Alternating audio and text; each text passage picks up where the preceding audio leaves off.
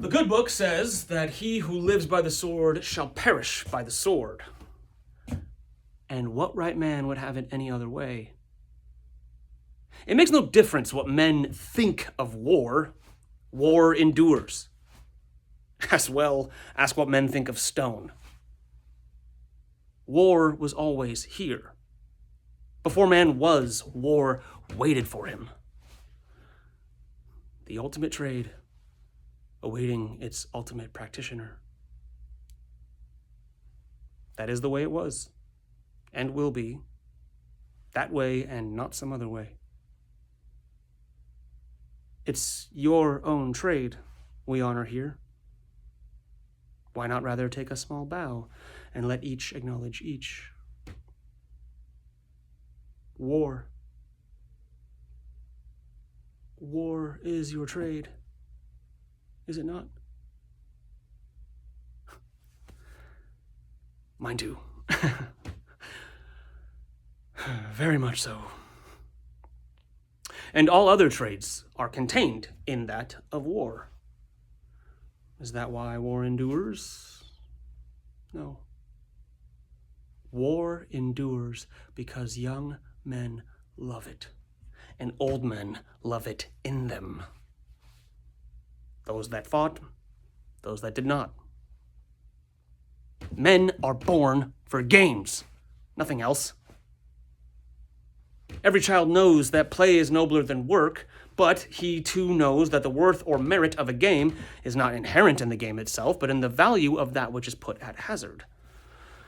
Games of chance require a wager for them to have any meaning at all, and games of sport involve the skill and the strength of the opponents, and the humiliation of defeat and the pride of victory are in themselves sufficient stake, for they inhere in the worth of the principles and define them. But trials of chance or trials of worth, all games aspire to the condition of war, for here that which is wagered swallows up game, player, all. Suppose two men at cards with nothing to wager save their lives. Who has not heard such a tale? A turn of the card, and the whole universe for such a player has labored clanking to this moment, which will tell if he is to die at that man's hand or that man at his. What more certain validation of a man's worth could there be? This enhancement of the game to its ultimate state admits no argument concerning the notion of fate. The selection of one man over another is a preference absolute and irrevocable, and it is a dull man indeed who could reckon so profound a decision without agency or significance either one.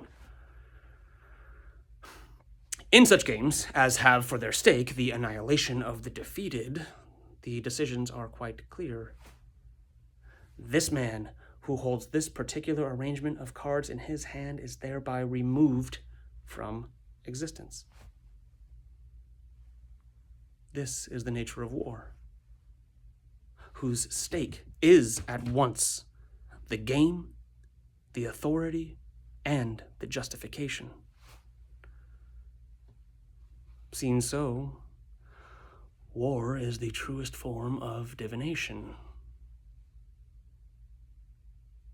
It is the testing of one's will and the will of another within that larger will, which, because it binds them, is therefore forced to select. War is the ultimate game, for war is at last the forcing of the unity of existence. War is God.